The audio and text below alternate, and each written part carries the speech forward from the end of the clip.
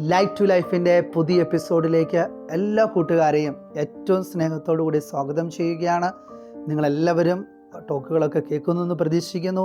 അതോടൊപ്പം തന്നെ നമ്മുടെ കൂട്ടുകാർക്കൊക്കെ അയച്ചു കൊടുക്കാനായിട്ടും കൂടി പരിശ്രമിക്കുക. കാരണം നമ്മൾ വളരുന്നതോടൊപ്പം തന്നെ മറ്റുള്ളവരിലും അവരുടെ വളർച്ച ആഗ്രഹിക്കുമ്പോഴാണ് നമ്മുടെ വളർച്ച കൂടുതൽ അനുഗ്രഹപ്രദമായിട്ട് തീരുക. മറ്റുള്ളവരെ നമുക്ക് സഹായിക്കാനുള്ള വലിയ സഹായ മനോഭാവം ഒക്കെ നമ്മുടെ ജീവിതത്തിൽ ഉണ്ടാകണം. അതിനുവേണ്ടി നമ്മൾ പരിശ്രമിക്കുക. ഇന്ന് ഞാൻ ആദ്യത്തെ ഒരു സെഷനിൽ നമ്മൾ SQ3R മെത്തേഡ് പഠിച്ച സമയത്ത് നമ്മൾ പറഞ്ഞു കീവേഡ്സുകൾ നമ്മൾ പ്രത്യേകം ശ്രദ്ധിക്കണമെന്ന്.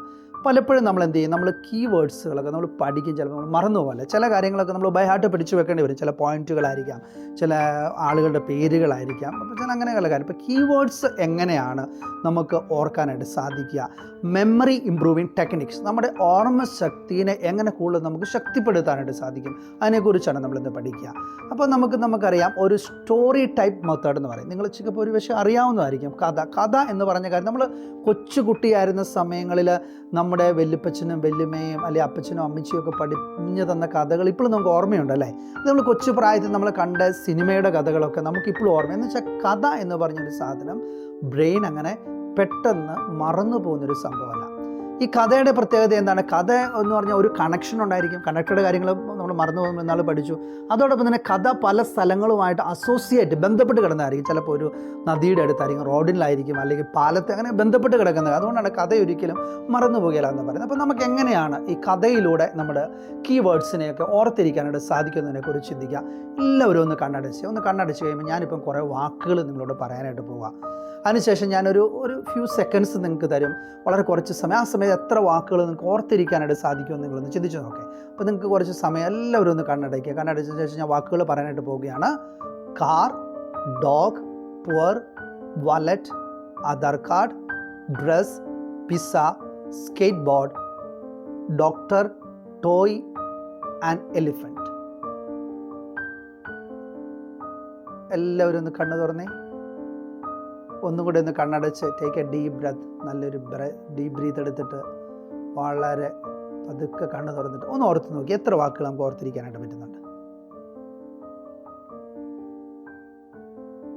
ചിലവർക്ക് 4 ആയിരിക്കാം, പലരുടെ മെമ്മറി പല ലെവലാണ്. ചിലപ്പോൾ 5 ഓർത്തിരിക്കുന്നതാണ്. പക്ഷേ നമ്മളതെല്ലാം കൂടെ കണക്ട് ചെയ്ത് ഓർത്തിരിക്കാൻ നമുക്ക് പറ്റുന്നുണ്ടോ? ചിലവർക്കൊക്കെ എക്സ്ട്രാ ഓർഡിനറി മെമ്മറി ഉള്ളവർക്കൊക്കെ ചിലപ്പം കണക്ട് ചെയ്ത് ഓർത്തിരിക്കാനായിട്ട് പറ്റുന്നതാണ്. പക്ഷേ ഇത് കണക്ട് ചെയ്ത് ഓർത്തിരിക്കാനായിട്ട് നമ്മളൊരു കഥ രൂപത്തിൽ ഞാനിതിനെ പറയാനായിട്ട് പോവുകയാണ്. അതിനുശേഷം നിങ്ങൾ ഓർത്ത് നോക്കുക, നിങ്ങൾക്ക് എത്രമാത്രം ഓർക്കാനായിട്ട് പറ്റും.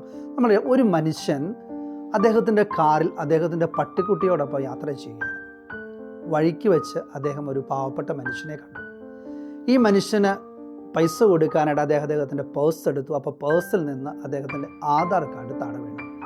ഇതവിടെ ദൂരെ നിന്ന് പിങ്ക് ഡ്രസ്സ് ഇട്ടൊരു പെൺകുട്ടി കണ്ടു. അവൾ ഓടി വന്നിട്ട് ഈ ആധാർ കാർഡ് എടുത്ത് ഈ മനുഷ്യന് കൊടുത്തു.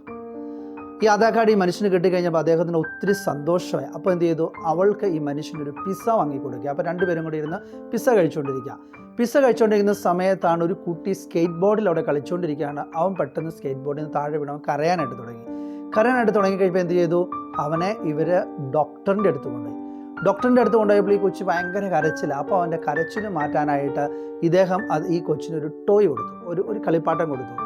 ഇവൻ ഈ കളിപ്പാട്ടത്തിൻ്റെ ബോക്സ് അങ്ങോട്ട് തുറന്ന് നോക്കിയപ്പം അതിൻ്റെ അകത്തൊരു ആനയായിരുന്നു. എങ്ങനെയുണ്ട് ട്രിക്ക്? അപ്ലൈ ചെയ്ത് നോക്കുക. ഇത് നിങ്ങളുടെ പഠനത്തിൽ അപ്ലൈ ചെയ്ത് നോക്കുക. നമുക്കറിയാം നമ്മുടെ മെമ്മറി ഓട്ടോമാറ്റിക്കലി ഇമ്പ്രൂവ് ആകും. നമ്മൾ ഒത്തിരി കഥകൾ കാണുകയും കേൾക്കുകയും ഒക്കെ ചെയ്യുന്നവരാണ് ഇന്നത്തെ ലോകത്തിൽ. അപ്പോൾ അത് നമ്മുടെ പഠനത്തിലെ കഥ രൂപത്തിൽ പഠിക്കാനായിട്ട് നമുക്ക് പരിശ്രമിച്ച് കഴിഞ്ഞാൽ നമ്മുടെ പഠനത്തെ ഏറ്റവും ഈസിയാക്കി മാറ്റാനായിട്ട് നമുക്ക് സാധിക്കും. അപ്പം നിങ്ങളുടെ പഠനങ്ങളെല്ലാം ദൈവം അനുഗ്രഹിക്കട്ടെ എന്ന് പ്രത്യേകമായിട്ട് പ്രാർത്ഥിക്കുന്നു. ദൈവത്തിൻ്റെ എല്ലാ കൃപകളും അനുഗ്രഹങ്ങളും എല്ലാ മക്കളോടും നിങ്ങളുടെ പഠനങ്ങളോടും ഒപ്പം ഉണ്ടായിരിക്കട്ടെ.